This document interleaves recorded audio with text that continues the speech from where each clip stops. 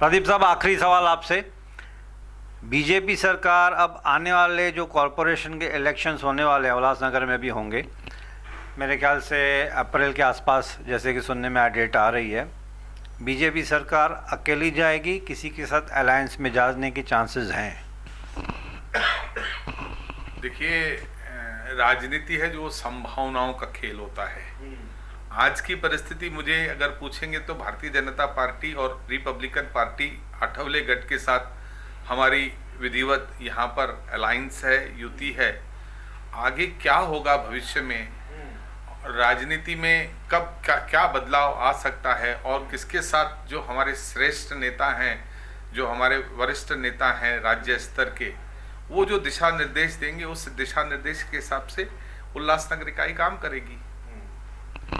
Unfortunately अभी जो overall India में सिनेरियो बना हुआ है, with due respect to BJP and other parties, BJP एक बहुत बड़ा पिलर माना जाता है, उसके अगेंस्ट में सब पार्टीज आ गई हैं। अभी सेंट्रल गवर्नमेंट की मैं बात कर रहा हूँ। फिर जब स्टेट का चुनाव होता है, असेंबली इलेक्शन होती है, फॉर एग्जांपल गोवा में अभी, तो बीजेपी एक तरफ है, अब आम आदमी पार्टी, हालांकि मैं मुद्दे से हट रहा हूँ थोड़ा सा, बट रेफरेंस आ गया तो मैं बता रहा हूँ कि बीजेपी एक तरफ अकेली है, उसके अगेंस्ट में छोटी बड़ी पार्टीज बहुत ज़्यादा आ गई हैं।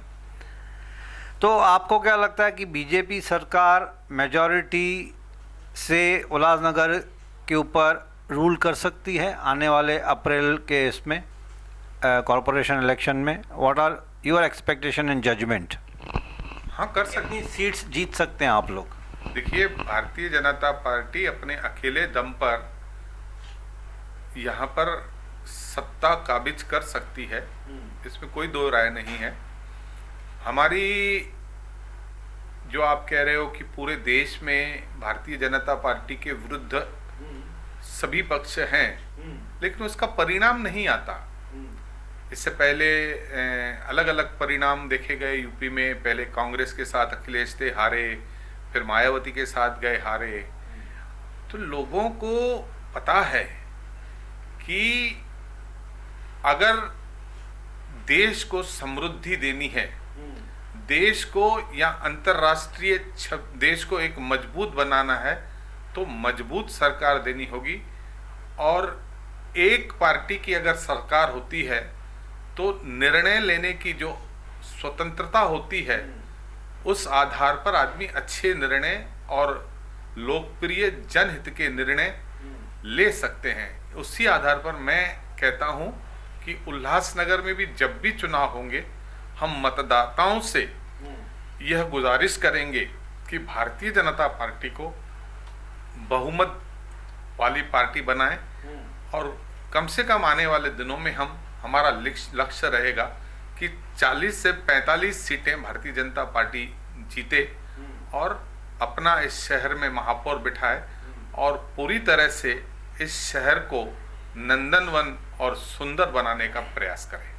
तो सर, अगर चलिए, हमारी तो दुआएं आपके साथ हैं, बीजेपी के साथ।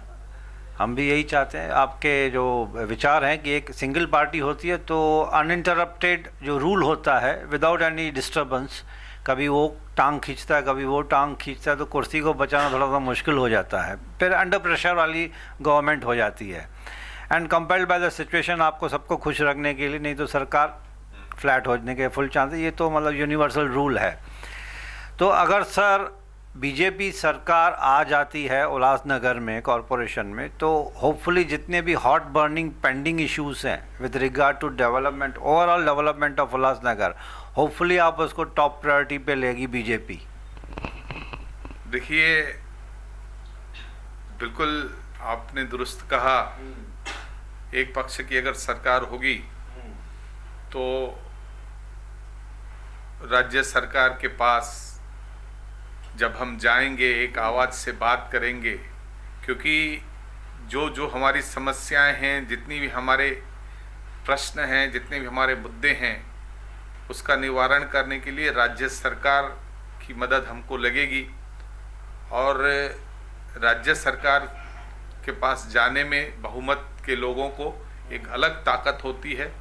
और मुझे पूरा विश्वास है कि जब भी बहुमत आएगा उल्लासनगर में भारतीय जनता पार्टी को, भारतीय जनता पार्टी सुंदर काम करेगी, अच्छा काम करेगी और लोगों को साथ में लेकर सबका साथ, सबका विकास, सबका विश्वास जो हमारे देश के प्रधानमंत्री का नारा है, उसी आधार पर हम ज़रूर काम करेंगे। तो दोस्तों, ये प्रदीप साहब ने काफ़ी हॉट बर्निंग इश्यूज़ के ऊपर बहुत ही अच्छी तरह से एक्सप्लेनेशन, क्लैरिफिकेशन दे दी।